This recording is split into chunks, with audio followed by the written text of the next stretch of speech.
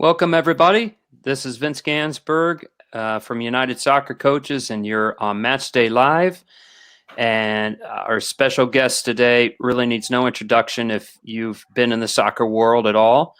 And she's a pillar in our organization, United Soccer Coaches, but she's a legendary college coach, coached at the University of Washington for 26 years, correct? And before then, Cal. Her alma mater, and San Diego State University. So she's a fantastic instructor for both United Soccer Coaches and U.S. Soccer. And we're just going to talk a little bit about her experiences, maybe a little bit as a college coach, and maybe what some coaches can do on all levels, right, to help us get through this period of time. So thank you, Coach, for joining us. And just want to say appreciate you taking the time. No problem. It's great to see you too, Ian. Hello, Vince. It's been a while. Hope you guys are hanging in there. And I didn't know if I told you this, Vince, before we went on air, but I'm, along with Macklemore and Russell Wilson, I'm one of the new majority owners with the Sounders. We forgot to talk about that. Yes. So let's do. How'd that happen? No, happy April Fool's Day. Well done, Coach. I was kind of well done. actually, you had me there for a second because I'm like you and Beckham and a few other and the Red Bull guys hanging out. That would be an interesting conversation. That would Wouldn't be. it?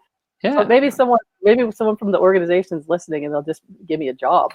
They don't have to give me ownership. But anyway, happy April 1st. We've made it to April, and it's great to see you guys, and I appreciate you having me on.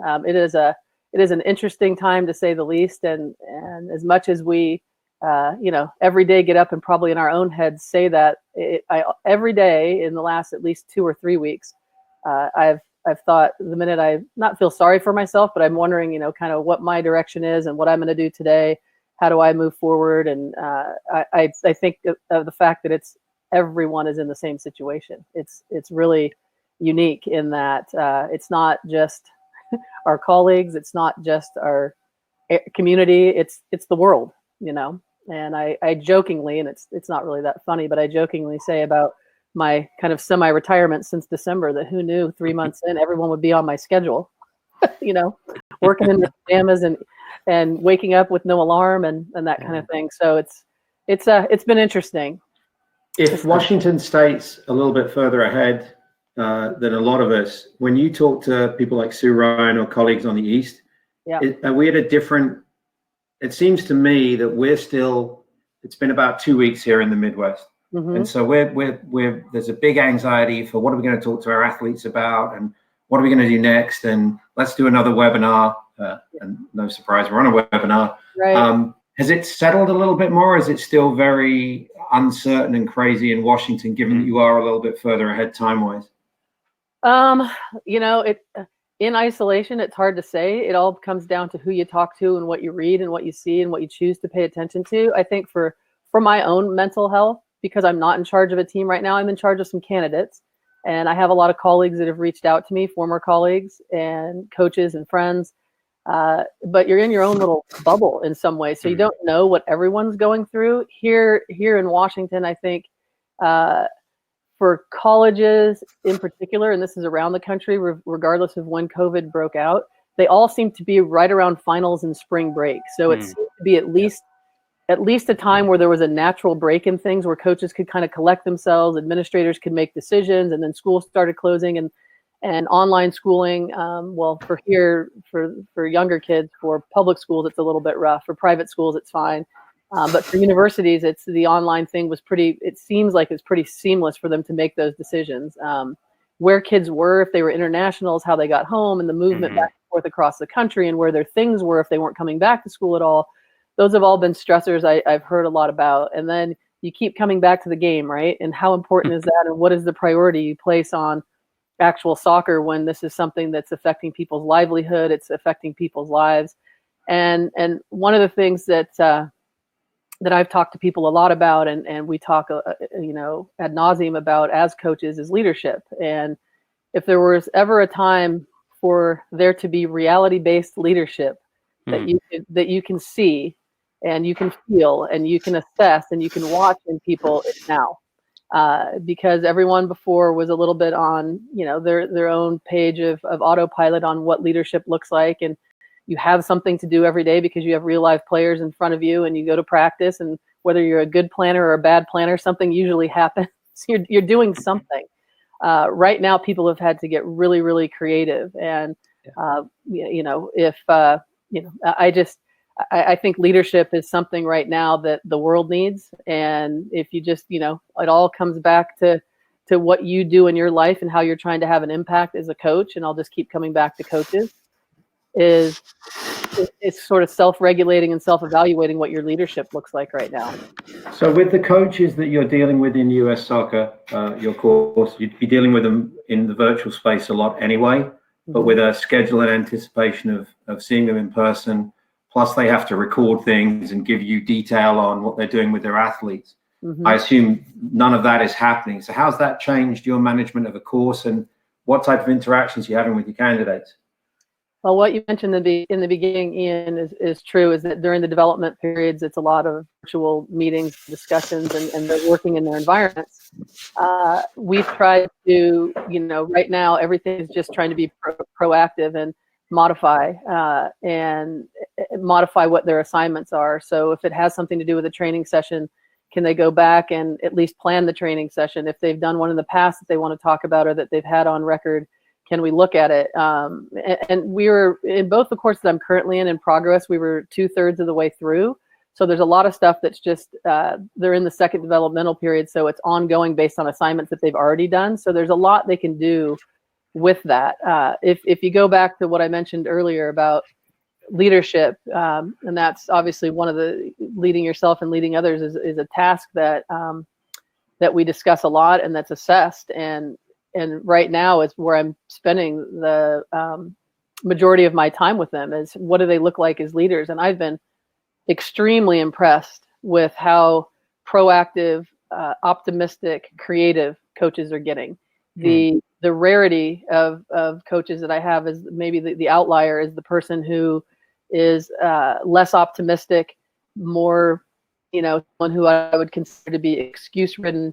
And so it's, we're trying to just be as reality based as possible, because what they have to keep their jobs, they have to keep players moving forward. And so I've had a lot of individual and group discussions about that. And it's also a great way for them to be collaborating with each other and having people that are in similar situations to talk to. Yeah, so I think it's one of the, sorry, Vince, I think it's one of the strengths of the modern, the fairly contemporary approach to coach education that we've gone through, US Soccer's gone through, which was to do more pre-course work, more collaborative work, more group work. So this type of environment, we're actually in a better shape to deal with a COVID crisis than we would have been 3 or 4 years ago, where it was always, you come in for a week, you get content, you go away. Our coaches have become increasingly more comfortable in an online communal environment. I think this is a little bit intense, but it's kind of nice we're out in front of the curve on this, because we are more ready to engage with our coaches, which I think is positive. I agree 100%. Yeah, go ahead, Vince. No. I was just going to ask you, so one of the first webinars that Ian and I did was books to read. So you mentioned this time of reflection and all that. I used to always try and read something in the summertime when I was a high school coach, in between the end of the school year to the fall season. And I was always trying to find a book. Is there a book out there that you'd recommend? There's a lot of, I think there's a lot of leadership books out there. I could go on and on about leadership books. There's a lot of people reading John Gordon. There's a lot of, there's a million. There's a lot of people reading Klopp's book. There's a lot of people reading Glennon Doyle's book. There's a lot of people reading. There's a lot of nonfiction leadership type books out there. I kind of bounce back and forth. I think the nonfiction starts to get to me after a little while, so I try to delve into a little bit of fiction, to be honest. And a lot of it's historical fiction that you can relate back to life. And I think historical fiction in this time and age is interesting because there's a lot of stuff that repeats itself, as you know. And so it's interesting to go back and read about any period of time where a crisis or a problem happened and how it was dealt with at the time. And so that's interesting to me. But yeah, I don't have a book that I'll plug to this morning. No, that's fine. That's fine. There are a lot of candidates that I speak with that, reading is huge to them. Reading, watching, the documentary on Leeds is one I know that a lot of people have watched, and there's a lot of football stuff out there that's going around.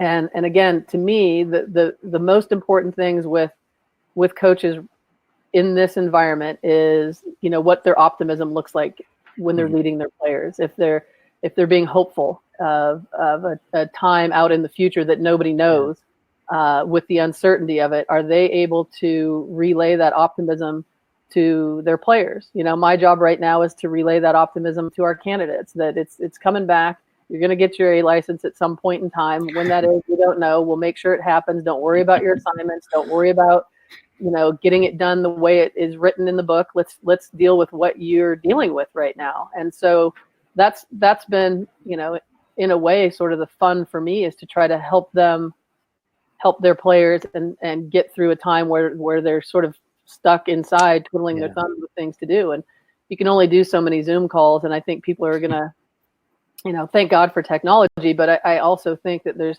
got to be a little bit more creativity out there as to what leadership looks like, and what kind of activities and what kind of assignments, or what sort of, proactive things they have their players doing in the time. Yeah. No, thank you. Sorry, I threw a curveball at you, but no, I'd like to get on my soapbox a little bit here in response there too. So we've talked all the time now in the courses about experiential learning and reality-based and all this kind of stuff. But I think when we're talking about reading books about leadership, or we're talking about soccer books, I think it's really important that we get it in our context. So, for example, if I read, it looks like we lost Leslie. No problem for now. I think we lost Leslie. But if we read John Wooden's book, legendary UCLA basketball coach, I have to then see, am I personally like John Wooden? Am I that nurturing, or am I a little bit more rough around the edges? Am I willing to devote that much time? I mean, I think back in the day, the other example was everybody wanted to play like Barcelona because they read the book, How to Play Like Barcelona, but they didn't have Barcelona's players. So from my perspective, the more information you can pick up at this time, reading about leadership, reading about the game, but then put it back into your context. What would it look like if I got some of the ideas and inspirations behind an Anson Dorrance, but what am I going to do when I go back to coach U11 boys? And do I have that personality too? So I think, again, this experiential realism based, it requires the individual to be very self-aware and be very brave and say, I can do that. I can't do that. That isn't for me. That is for me. So I don't think you can have any limit to the amount of information you expose yourself to. It's just what you do with it. Yeah, I agree. I went off air for a minute, Ian. No, sorry about that. I don't know what happened. I don't either. You kicked me out of the room. Ian got on his me too. There wasn't room enough for me. It's okay. I get the gist of what your question is, and I was gonna, we talk about e-learning and online learning, and United Soccer Coaches was out in the forefront with so much of this stuff, and now with your membership, the amount of things you can go on and read, and again, what we have access to and how we process it are two different things. It's like someone handing me their session, me trying to go out and run it after reading it one time and not knowing what that pattern looks like, or not know how it applies to my players, or the time and space, or their level. It's the same thing with things that you read. I agree 100%. And so part of this topic, or this thing that we're talking about, Ian, is emotional intelligence, and how self-aware you are of your own emotional intelligence. So again, to me, those are the things like optimism. Are you optimistic about how you lead your players, and are you hopeful and proactive in coming up with ideas and giving them the ownership? It can be a group vision, but are you giving your coaches the ownership to go and do with your information what makes sense to them? And then do you have your own, as coaches, and I try to get my coaches all the time to think about this, are they looking inward to see how they're affecting outward? And are they thinking about the things that they're saying? Are they thinking about their body language, or what their vision actually is. Are they letting their players be a part of the process, or are they showing up on a Zoom call where it's just them talking at them and not having any group input? And are they taking something out of a book and just cutting it to their group and not understanding if it applies or not? So how much emotional intelligence and self-awareness do you have to process all of this? And it's really, really important. When I ask the question, it happens in lectures all the time. When I ask the question about anything about them personally, it typically comes back to, well, the players. It's like almost the first thing out of their mouth. Well, the players. I'm like, I'm not asking about the players. I'm asking about you. How do you react? How are you portraying yourself? What are you thinking about when you go back and self-reflect? When I go back and reflect on a training session, is it just, well, the players didn't perform this, or they weren't very good at this, or they didn't understand this? Okay. Now, what part did you have in that? Did you set it up wrong? Were your explanations improper? Did you not check for understanding enough before you moved on? So the self-awareness piece to me is huge. And again, your own emotional intelligence of your empathy and your optimism and your own behaviors is something, again, in isolation. Everyone loves getting on a Zoom call because you get away from yourself, right? So what are you spending in this time to get better as a coach? That's been a big sort of proposition by me to them as well. And again, I've been very, very impressed with a lot of the coaches I've come in contact with on how they're using this time to develop professionally. And your question, Ian, I don't know if I touched on it or not, but that's a big one, is how you're self-regulating and what's your self-awareness look like when you're applying things from Anson's book to your U11s. Yeah. You know, are you throwing them into the competitive cauldron and just letting them fly, or are you dialing it back a little bit? So I've got a technical question. Let's go like straight to soccer for a second. And this is this comes out of Great Britain, because they're 9 games away from finishing their men's league, a handful from finishing their female league, and they're discussing when they come back, if they come back, do they complete the season, etc. If you were, let's say you were right in the middle of the UW season, 10 games in, you're 8-0-1 or something like that, or 8-0-2. The cat's attacking me. And then your team was put away for a month. You couldn't see them. They were locked down because of COVID. Let's say so. It's a month plus. How long would you want for a preseason before you put them back into competition? At the level you were at, what would it take to get them to competition level if they're already halfway through? Yeah, already halfway through. It would probably, in the college season, it'd be, to be honest with you, if you just had them in a little bit of a maintenance mode, and I think it would be a great recovery period for them, as opposed to one where maintenance recovery more than hopefully John Cohn's not listening, because I'll probably get this periodization wrong a little bit, but I would say it would be in the way the college season works, I think it would be a great recovery maintenance period for them to kind of ramp it up again. And if you look at what men's college soccer in particular is looking for right now, they're looking for that kind of break where they play a half season and they come back and they play the second half. So for us, I would say that's what it would be. We'd have them, in tune with monitoring their fitness and maintaining, but also taking it as a breather. And then if you're in a culture where your players, and this is different every year.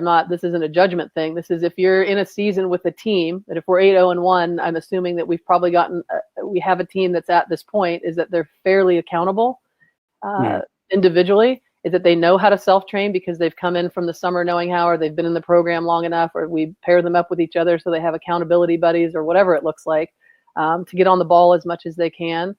But we also have to make sure that we're letting the team take ownership. Here they are having to wait to come back and jump back into a great season. And your question, I think if it was perfect, I would say 10 days.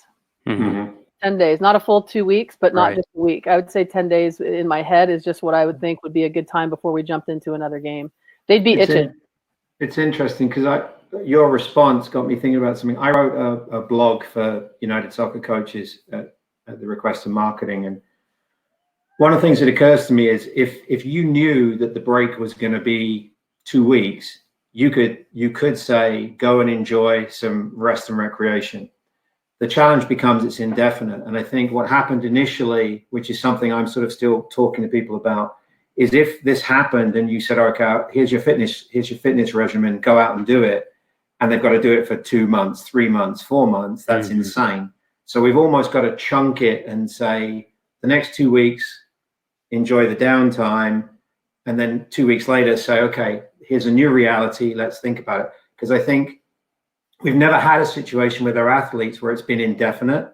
So we always are very good with our planning, but it's very difficult to plan with the long term, because we literally don't know when we're going to see them again.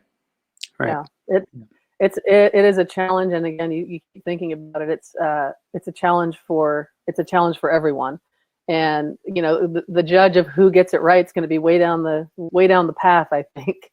And thanks for putting me back in the UW season, Ian, instead of throwing me into the middle of Spurs season right now, because I was.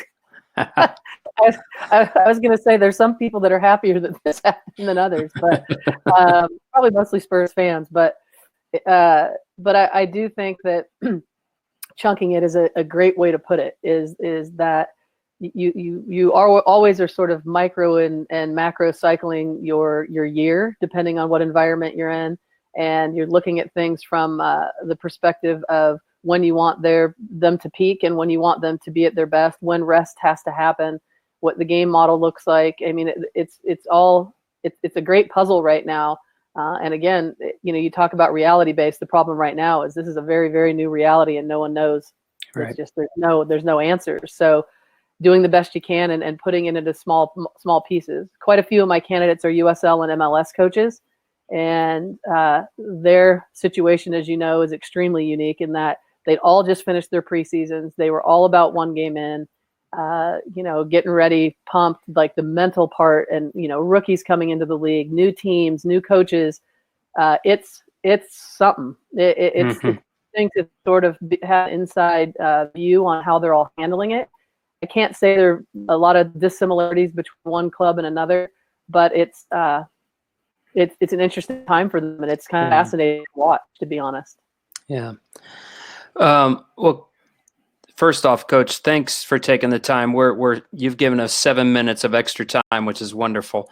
And if anyone on the webinar has questions, you can send those to me, and I can maybe pass them along to you. Would that be okay, Coach?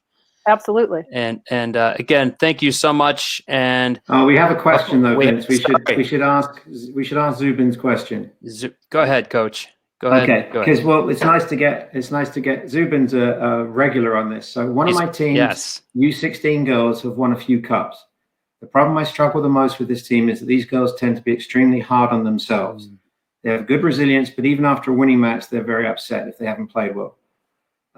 It's worse when they lose, and blah blah blah. I was telling teammates. Okay, so the question is, this is about female athletes, U16s.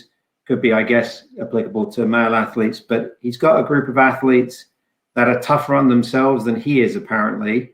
How would you change the culture of this group of girls that is very tough on themselves in their collective performance? How many minutes over did you say we were? This is extra time. This is penalty kicks. Extra time. Sudden death penalty kicks. Perfect. This is the I'll hold up the board. Yeah, this is a tough question.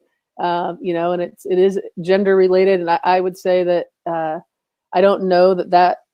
I mean, he's coaching a female team, but I wouldn't say that that's always just with girls. I think that you can have male players that are the same way. I think elite level athletes tend to be tough on themselves regardless, and part of the thing you struggle with sometimes with an elite athlete is is coaching them more. They don't want to live in the past. They want to know, okay, great, I played well, but give me something else that I can do better.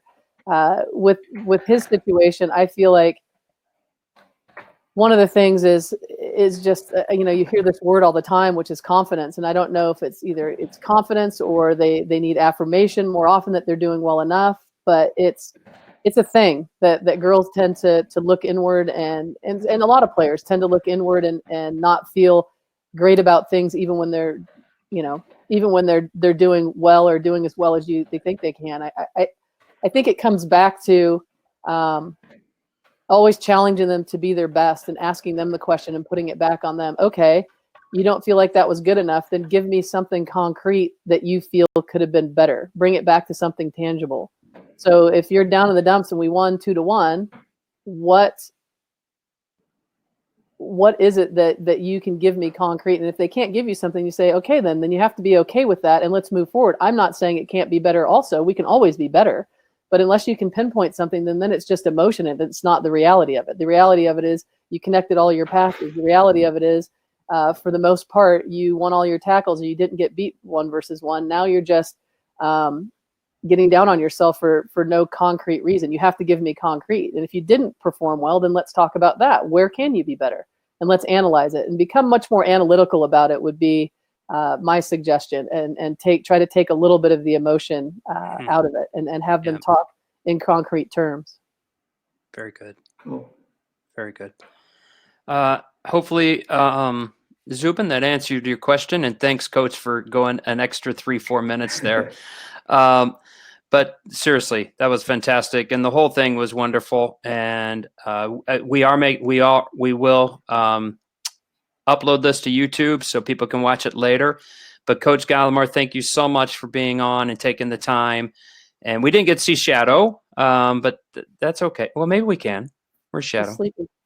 Oh, He's in that she's blanket right there. Yeah. That's kind of like my dachshund. He's sleeping. My laundry that's not been put away. All kinds of insights into my life. Yeah. Well, thank you so much. And don't leave me by myself. No, again, thank you so much. And for those that are consistent viewers, Dave Simeone will be on this afternoon at 4 Eastern time. It is sure to be entertaining. So hopefully we'll see some of you then. But again, be safe. And Coach Gallimore, again, from the bottom of my heart, thank you so much. Great to see you too. And Thanks, go easy on Leslie. your April Fool's jokes today. People are Yeah, saying. you got me on that one too. All right. All right. Bye-bye. Bye. Thank you.